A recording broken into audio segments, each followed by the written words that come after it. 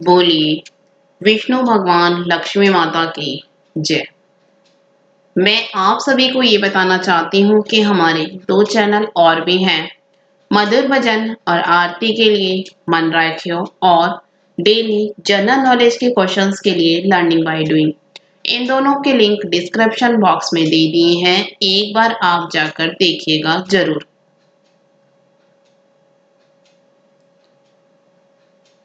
आज मैं फाल्गुन शुक्ल पक्ष की एकादशी आमलक की एकादशी व्रत कथा सुनाती हूँ। अगर आपको अच्छी लगे तो लाइक शेयर सब्सक्राइब जरूर कीजिएगा।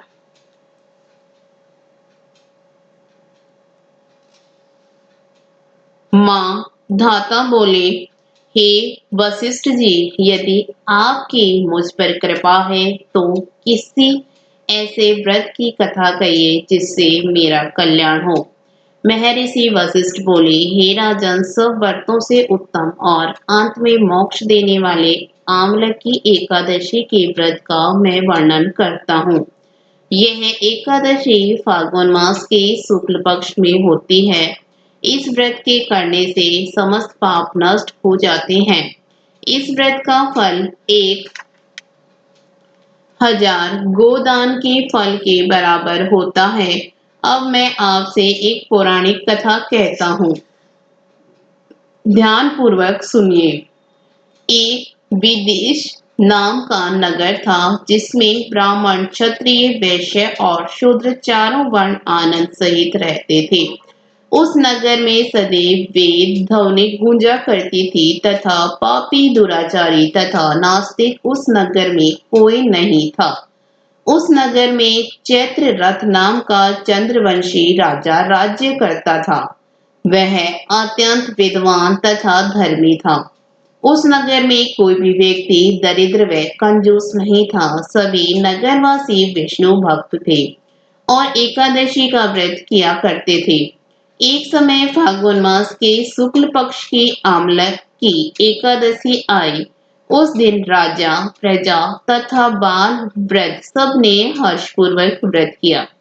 राजा अपनी प्रजा के साथ मंदिर में जाकर पूर्ण कुंभ स्थापित करके धूप, दीप, नवेद, पंचरत्न आदि से धात्री का पूजन करने लगे और इस प्रकार स्तुति करने लगे, हे धात्री, तुम ब्रह्मा स्वरूप हो, तुम ब्रह्मा जी द्वारा उत्पन्न हुए हो और समस्त पापों का नाश करने वाले हो। तुमको नमस्कार है। अब तुम मेरा अर्घ्य स्वीकार करो। तुम श्री रामचंद्र जी द्वारा सम्मानित हो। मैं आपकी प्रार्थना करता हूँ, अतः आप मेरे समस्त पापों को नष्ट करें। उस मंदिर में सबने रात्रि को जागरण किया। रात के समय वहां एक बहेलिया आया जो अत्यंत पापी और दुराचारी था। वह अपने कुटुंब का पालन जीव हिंसा करके किया करता था। भूख और प्यास से अत्यंत व्याकुल वह बहेलिया इस जागरण को देखने के लिए मंदिर के एक कोने में बैठ गया और विष्णु भगवान तथा एकादशी महात्म की कथा सुनने लगा। इस प्रकार अन्य मनुष्यों की भांति उसने भी सारी रात जागकर बिता दी। प्रातःकाल होते ही सब लोग अपने अपने घर चले गए तो बहेलिया भी अपने घर चला गया। घर जाकर उसने भोजन किया। कुछ समय बीतने के पश्चात उस बहेलिये की मृत्यु हो गई। मगर उस आमलकी एकादशी के व्रत तथा जागरण से उसने राजा विदुरथ के घर जन्म लिया और उसका नाम वशुरथ रखा गया। युवा होने पर वह चतुरंगिणी सेना के सहित तथा धन धान्य से युक्त होकर 10,000 ग्रामों का पालन करने लगा।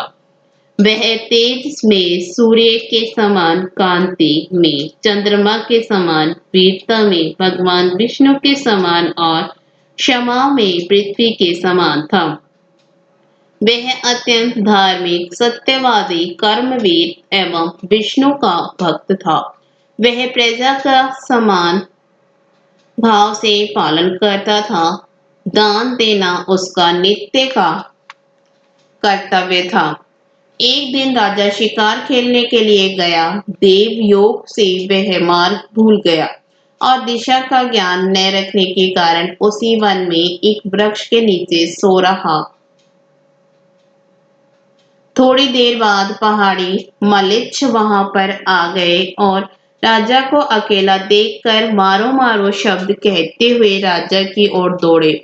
मलिच्छ कहने लगे, इस दुष्ट राजा ने हमारे माता पिता पुत्र पौत्र आदि अनेक संबंधियों को मारा है तथा देश से निकाल दिया है, अतः इसको अवश्य मारना चाहिए। ऐसा कहकर वे मलिच्छ उस राजा को मारने दौड़े और अनेक प्रकार के अस्त्र शस्त्र राजा के शरीर पर गिरते ऊपर फेंके।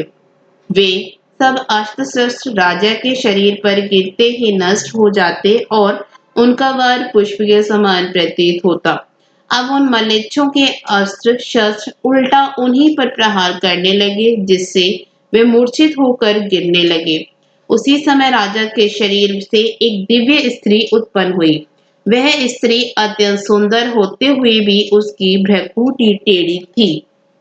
उसकी आंखों से लाल लाल अग्नि निकल रही थी, जिससे वह दूसरे काल के समान प्रतीत होती थी।